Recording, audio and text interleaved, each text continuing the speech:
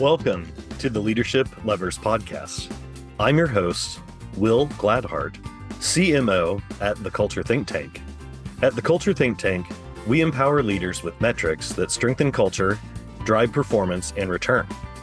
We're here today to learn about the actions leaders have taken to address organizational change.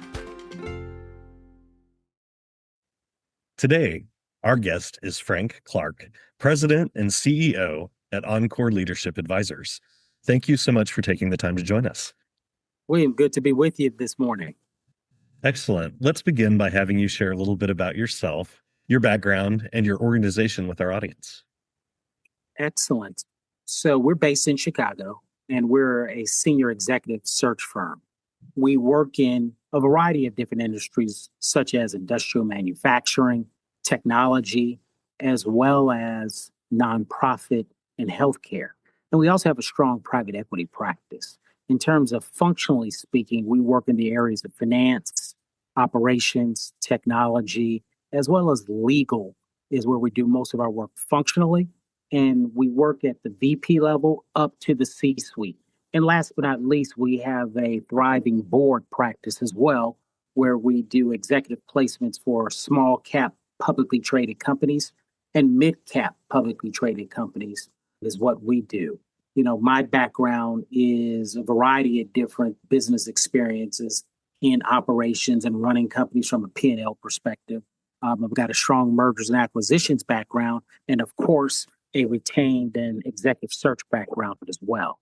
We've been around going on 10 years, and we're excited about what the future holds. Yeah, well, thank you so much for sharing that. Congrats on your 10 plus years of being in business. We all know what a challenge that can be these days.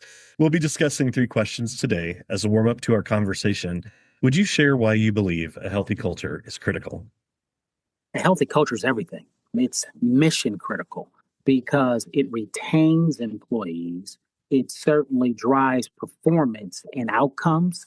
And it's also someplace where people look forward to coming to work, whether it be at an office location with brick and mortar throughout the country or in a specific location, or whether it be virtually. Culture drives results and it always circumvents strategy. So culture is extremely important in any business, whether it be small, medium, or large. Right. Well, I think you mentioned in one of our previous discussions that it was a topic that came up frequently in search, especially in the high-level placements that you do. I appreciate you sharing that. Let's begin with our first question. It's been our experience that leaders tend to struggle in 3 key areas: people, performance, and profit. In your role as CEO, but also working with a whole variety of leaders, could you identify which of these 3 areas has been a cultural challenge, either for you as your business grew or as you've seen out in the field as you've helped others? Yeah, and I like those 3 Ps: people, performance, and profit, how you describe that, William. Very provocative. And when it comes to people, that is where it begins and ends. Sure. Always. Because you don't have performance or profit without people. At the end of the analysis, people is where we put all of our energy.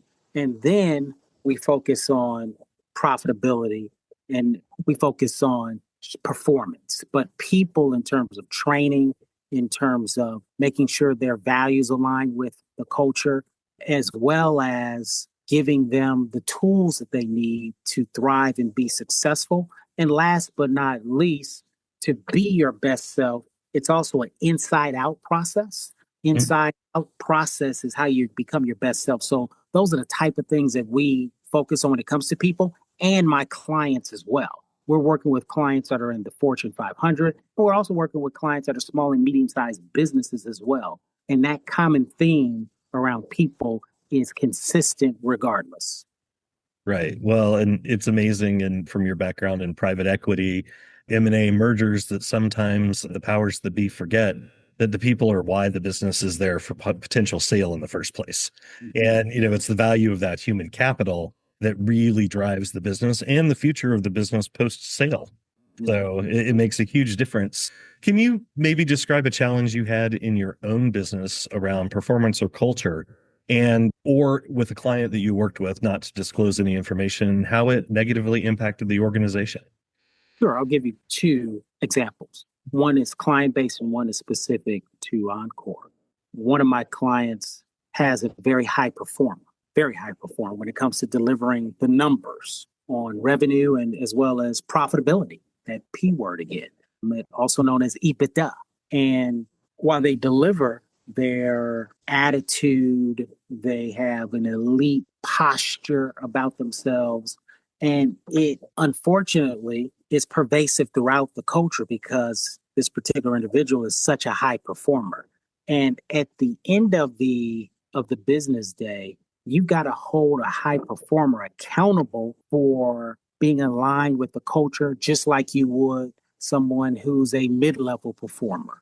You've got to have those same standards and consistency because when people see those inconsistencies, and mind you, William, they're always paying attention. When they see those inconsistencies, they think that there must be exceptions to the rule. If you're a performer, I guess I can do anything. And some people will take heed to that and follow that kind of bad behavior. And what that causes is a toxic culture. And what that causes is people not being their best selves when it comes to consistent performance. That's from a client perspective. When it comes to our own business, when I see someone that's misaligned with high performance, when I see someone that's misaligned with how we communicate internally, we are a firm that is a professional services firm, but we treat one another with the utmost respect, starting with me in terms of how we communicate, whether it be on a Zoom, in person, or in writing. The respect level is very high, regardless of who you may be communicating with. So that's one thing that I've seen and have certainly rectified. Another thing that I've seen in our own culture is maybe we have someone who's got more experience and tenure and perhaps even more credentials than the landscape of the environment. And they tend to have a elite posture and disposition about themselves versus humility and a continuous learning spirit. We have to nip that in the bud as well. So again, culture drives everything in a business. It is just paramount. Absolutely. Well, I appreciate you sharing those two, not only client facing, but your own internal example. Of course, the common theme goes back to people and culture.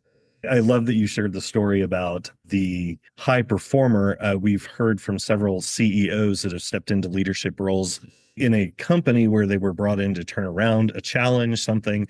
And often there were individuals, just like you described, identified, basically couldn't keep a sales team, couldn't keep part of the operations because that high performer was driving the people out the door, which in turn impacted profits and everything despite. And the great outcome of those stories has been those CEOs have shared later that by taking steps to rectify the situation, that people stepped up, people stepped in, they found the right alignment. And next thing you knew it, their profitability had gone up. They'd increased revenue by 20%.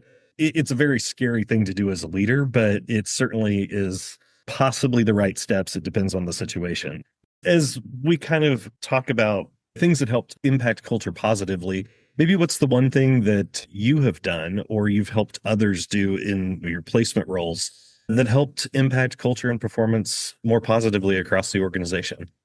Yeah, we tend to drive a culture of candor, not a culture of politics. I like that. That in and of itself, William, is a game changer when the team of 20 or 30 people, which is what our company consists of, or a team of hundreds or thousands of people have this comfort level, this confidence that they can be candid with feedback and they can receive that feedback as well to get better, to course correct, or to acknowledge someone doing something very, very good as well.